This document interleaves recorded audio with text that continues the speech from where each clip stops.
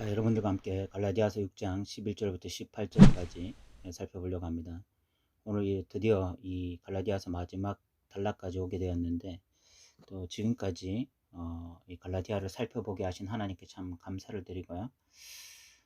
제가 이 갈라디아서를 보면서 좀 분명하게 느끼는 것이 있습니다. 그 신학이라고 하는 것이, 이 신학이라고 하는 것이 우리에게 참 유용한 도구가 되어줄 수 있습니다.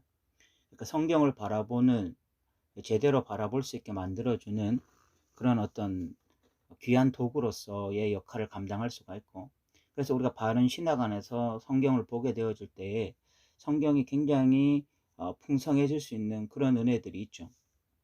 그러나 신학이라고 하는 것 자체가 성경은 아니기 때문에 우리가 바른 신학이라고 믿었던 것조차도 우리가 끊임없이 이것이 정말 바른 신학이었는지 의심하고 점검하는 시간들이 분명히 있어야 됩니다. 왜냐하면 우리가 그런 것들을 통해서 더 성경적이기를 추구하는 거죠. 우리는 신학을 추구하는 자들이 아니라 결국은 성경의 진리를 추구하는 자들이거든요.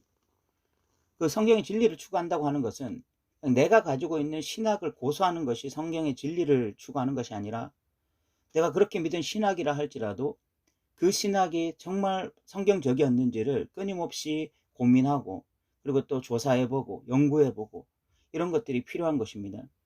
그런데 우리가 바른 신학이라고 믿었던 것조차도 때로는 그 믿은 것 때문에 그것이 잘못된 신학이었을 때, 우리가 잘못 알고 있게 되었을 때, 그것이 주는 좀 파급 효과가 엄청난 것입니다. 바른 신학이 주는 유익이 있다면, 바르지 못한 신학을 바른 신학이라고 믿고 우리가 그 신학대로 성경을 해석했을 때에 또 그것이 주는 그 불이익이 또 엄청난 것이고 불유익이 엄청난 것입니다. 그래서 여러분들이 항상 자신이 가지고 있는 신학을 점검하는 것이 필요해요. 갈라디아에서 제일 중요한 구절이 2장 16절이죠. 율법의 행위로서가 아니라 우리가 믿음으로써 의롭다함을 받는다. 근데 이것에 대해서 과거에 또는 지금도 잘못 알고 있는, 잘못된 어떤 신학에 빠져 있는 자들이 있습니다. 그 사람들은 행위가 아니라 믿음이다 라는 도식을 가지고 있어요. 그래서 행위가 중요한 것이 아니라 믿음이 중요하다. 그래서 우리는 믿음으로만 구원받는다 라고 할 때 행위가 배제되어도 되는, 또는 행위가 없어도 되는 뭐 이런 어떤 믿음에 대해서 생각하는 사람들이 있습니다. 그런 신학 가운데 거해 있는 사람들이 있어요. 그렇게 봤을 때는 갈라디아서를 너무나 많이 오도하게 되는 것입니다.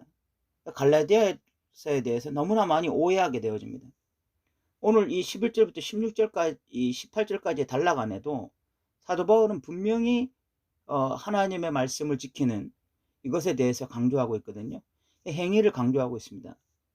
그리고 이 사도 바울의 반대편에 서 있던 자들, 거짓 교사들은요, 행위를 하던 자들, 행위 구원론자들이 아니라는 것도 우리가 본문을 통해서 알 수가 있습니다. 결국 그러니까 우리가 정말 이 바른 신학 가운데 거하는 것이 중요하고, 내가 바르다고 믿었던 신학도 그것이 정말 그러한지 끊임없이 성경을 통해서 다시 한번 점검하고 확인하는 것이 너무나 중요하다는 사실을 여러분들이 꼭 기억했으면 좋겠습니다. 11절에 보면 내 손으로 너에게 이렇게 큰 글자로 쓴 것을 보라 라고 이야기를 하고 있습니다. 사도 바울은 보통 편지를 쓸 때 대필자를 두었습니다. 그런데 지금 11절에 내 손으로 너에게 이렇게 큰 글자를 쓴 것을 보라 라고 이야기해서 이 갈라디아서가 자신이 쓴 것을 강조하고 있는 것입니다. 자신이 썼던지 아니면 그 마지막에 이렇게 자신이 썼다는 것을 누군 대필자는 있었지만 자신이 썼다는 것을 강조한 것인지 우리가 정확하게 알지 못하지만, 큰 글자로 쓴 것을 보라 라는 것을 통해서 지금 이 갈라디아서의 모든 내용은 내가 말하는 것이다, 그러니까 내가 말한 것을 전달하는 것이다 라는 것을 강하게 이야기하고 있습니다. 그러면서 이 사도 바울의 대적자들이 누구인지 12절 13절에 분명하게 밝히고 있습니다. 물은 육체의 모양을 내려하는 자들이 억지로 너희에게 할례를 받게 함은, 이 거짓 선지자들의 특징은 율법했지만 실질적으로 핵심은 할례였습니다. 그들이 그리스도의 십자가로 말미암아 박해를 면하게 할 뿐이라, 그들이 할례 하면서 결국은 그리스도의 십자가를 옆으로 밀어내는, 그리스도의 십자가를 중요한 것으로 여기지 않게 만드는 그런 일을 했다는 것입니다. 그러면서 13절에 보면 할례를 받은 그들이라도 스스로 율법은 지키지 아니하고, 이 거짓 선지자들의 실체가 뭐냐면 율법을 지킴으로써 행위를 통해서 구원을 받으려고 했던 행위 구원론자들이 아닙니다. 이 사람들은 율법했지만 실질적으로 율법을 지키지 않으면서 율법의 몇 가지 조항에 집착하고 있는 종교 외식자들이었습니다. 위선자들이었어요. 이것이 이들의 핵심이었습니다. 그러니까 사도 바울이 뭐 율법의 행위가 아니라 믿음이다라고 말할 때에 행위 구원론이 아니라 믿음이다, 이런 도식을 말했다라는 것은 안 맞는 이야기죠. 만약 거짓 선지자들이 행위 구원을 말했다면 사도 바울의 그 이야기는 맞는 이야기인데, 거짓 선지자들은 율법 하면서 실질적으로 율법을 지키지 않고 할례만 행하고 있었던 자들이었거든요. 그러면 사도 바울이 말했던 것이 율법의 행위로서가 아니다라고 말할 때는 행위 구원이 아니라는 것을 여러분들이 아셔야 되고요. 어쨌든 이 사람들은 율법했지만 할례만 지키고 나머지 율법의 조항들은 잘 지키지 않았던 위선자들, 종교 외식자들이었고, 그러면서도 너희에게 할례를 받게 하려고 하는 것은 그들이 너희의 육체로 자랑하게 함이라 라고 이야기를 하고 있습니다. 결국 이 사람들이 할례를 행하게 함으로써 할례가 구원의 표징이다. 예수 그리스도의 십자가도 중요하지만 더 중요한 것은 할례다. 우리가 유대인이 되는 것이다. 유대인처럼 할례를 받는 것이다. 선민이 되는 것이다. 유대인처럼 되어서 하나님의 선민이 되는 것이다. 이런 식으로 강조를 한 것이죠. 그러면서 예수 그리스도의 십자가를 은근슬쩍 뒤로 물러나게 한 것입니다. 그러니까 겉으로 보이는 표지 몇 가지, 뭐 할례를 행하고 안식일을 준수하고 식탁 교제할 때 유대인들끼리만 하고, 이런 어떤 겉으로 보이는 몇 가지 표식이 결국은 구원받은 자의 특징이다라고 이야기를 한 것입니다. 그리고 이것이 구원에서 필수다라고 이야기를 한 거죠. 그러면서도 실질적으로는 위선에 빠져 있었던, 종교적 외신에 빠져 있었던 것이 이 거짓 교사들의 특징이었습니다. 근데 사도 바울은 14절을 보면 그러나 내게는 우리 주 예수 그리스도의 십자가 외에 결코 자랑할 것이 없으니 그리스도로 말미암아 세상이 나를 대하여 십자가에 못 박히고 내가 또한 세상을 대하여 그러하다라고 사도 바울이 이야기하고 있습니다. 사도 바울은 갈라디아에서 끊임없이 이야기했던 이 할례가 아니라 결국 예수 그리스도의 십자가다. 그러니까 이 갈라디아서 2장 16절에 율법의 행위가 아니라 믿음으로써 말미암아 의롭다함을 받는다라는 것과 똑같은 도식입니다. 그러니까 이 율법의 행위라는 것은 할례를 통해서 선민이 되는 것을 말하는 거죠. 이제는 그런 이스라엘인이 된다고, 유대인이 된다고 구원받는 것이 아니라 우리는 이제 십자가만을 통해서, 예수 그리스도의 그 십자가를 믿음으로 통해서만 구원받는다, 이 이야기인 것입니다. 그러면서 내게는 우리 주 예수 그리스도의 십자가 외에 결코 자랑할 것이 없다라고 이야기해서, 이제는 예수 그리스도의 십자가만을 통해서 모든 민족이 구원을 받는다. 유대인처럼 되어서 구원받는 것이 아니라 이제는 예수 그리스도의 십자가를 믿음으로서만 구원받는다. 그런데 그 믿을 때 어떤 일이 벌어지느냐? 내가 그리스도와 함께 십자가에 못 박히는 일이 일어난다라고 이야기를 하고 있습니다. 그러면서 15절에 보면 할례나 무할례가 아무것도 아니라되 오직 새로 지으심을 받은 것이 중요하다라고 이야기를 하고 있습니다. 그러면 이 새로 지으심을 받은 것이 중요하다라는 것이 어떤 의미냐? 유사한 표현이 이 고린도전서 7장에 나와 있는데, 고린도전서 7장 19절에 보면 할례 받는 것도 아무것도 아니요 할례 받지 아니하는 것도 아무것도 아니라되 오직 하나님의 계명을 지킬 따름이다 라고 이야기를 하고 있습니다. 새로 지음을 받았다라는 것의 특징은 하나님의 계명을 지키며 살아간다는 것입니다. 이 하나님의 계명을 지키며 살아간다라는 것의 다른 의미가 무엇인가 하면 성령을 따라 살아간다, 성령의 열매를 맺으며 살아간다라고 이야기할 수 있는 것이죠.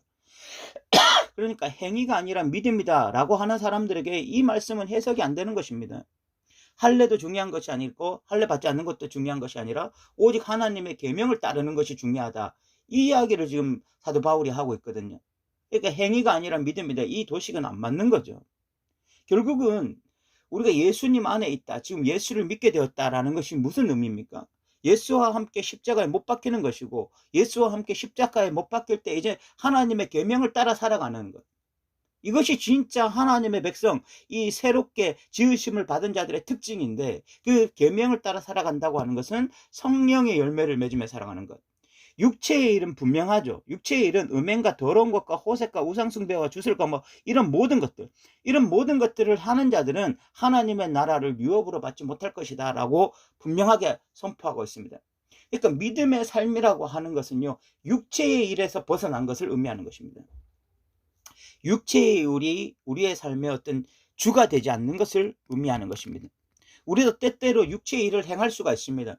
믿는 자들이라고 할지라도, 새롭게 지으심을 받은 자들이라고 할지라도 성령이 우리 안에 내주하시지만 또한 우리의 육체가 우리 안에 있기 때문에, 우리에게 분명히 존재하고 있기 때문에 우리가 육체의 일을 할 수가 있어요. 그러나 그 육체의 일이라는 것이 우리의 삶의 주가 되지 않는 것입니다. 성령의 인도하심이 우리의 주가 되는 것입니다. 성령으로 시작했다가 육체로 마친다라고 하는 것은 성령이 우리의 삶의 주가 되셨다가 어느 순간부터 다시 우리의 육체가 우리의 주가 되는 것을 의미하는 것이거든요. 그러니까 믿는 자들에게, 진짜 하나님을 믿는 자들에게 이런 일은 일어나서는 안 된다는 거죠. 진짜 하나님을 믿는 자들에게는 언제나 성령님이 우리의 주인 되시는 거예요. 때로 우리의 육체적 행위가 나타날 수가 있습니다. 우리의 육체로 말미암아. 그러나 그런 우리의 육체적 행위가 끊임없이 우리를 지배하고 우리의 남은 여생이 육체의 열매만 맺으면서 살게 할 수는 없다는 거죠. 그렇게 해서는 심판의 대상이 되는 것입니다. 진짜 하나님의 백성들은 예수 그리스도와 함께 십자가에 못 박히고 예수가 우리 안에서 살게 되어지고 성령이 우리 안에 내주하게 되면서 새로 지음받은 존재로서 하나님의 계명을 지키며 살아가고, 그런 삶이 우리의 삶의 어떤 메인이 되어지고 주가 되어지는 이런 일이 일어난다는 거죠. 그래서 16절에 보면 무릇 이 규례를 행하는 자에게와 하나님의 이스라엘에게 평강과 긍휼이 있을지어다. 사도 바울은 딱 국한해서 이야기하고 있습니다. 갈라디아 모든 성도들에게 평강과 은혜가 있을 거라고 말하는 것이 아니라 무릇 이 규례를 행하는 자에게, 무릇 이 규례를 행한다는 것이 무엇입니까? 예수 그리스도를 진짜 믿게 되어지고, 그래서 예수 그리스도를 믿게 되었을 때에 이제는 겉으로 드러나는 몇 가지 표징으로서 나는 그리스도인이다 이렇게 확신하는 것이 아니라 정말 예수 그리스도와 함께 십자가에 못 박히고, 그래서 성령이 내 안에 내주하시고, 그래서 하나님의 계명을 지키면서 성령의 열매들이 나타나는 그 삶, 그 규례를 지키며 살아가는 자들, 이런 자들에게만 하나님의 은혜와 긍휼이 있기를 원한다라고 이야기하고 있는 거죠. 갈라디아서는 명확합니다. 다른 복음에 반응하면 저주받는 것입니다. 몇 가지 표징을 지킴으로써 나 그냥 그리스도인이다 이렇게 확신하면서 살아가는데, 실제적인 삶 가운데 그리스도인의 표징이었고 성령의 열매가 나타나지 않는 자들은 심판의 대상이다라고 이야기하고 있습니다. 여러분, 이 측면에서 오늘 한국교회를 우리가 좀 살펴봐야 됩니다. 한국교회 안에 상당히 많은 그리스도인들이 몇 가지 표징을 지키는 것에 집중하고 있습니다. 주일날 교회를 나오고요, 예배를 드리고요, 그리고 또 교회 봉사를 하고, 그리고 또 11조를 드리고, 또 술과 담배를 안 하고, 이 정도 하면은 그리스도인이라고 생각하고 있습니다. 그런데 삶 가운데 돌아가면, 현실로 돌아가면 육체의 열매를 맺으면서 살아가는 일들이 너무 많이 일어나고 있는 거죠.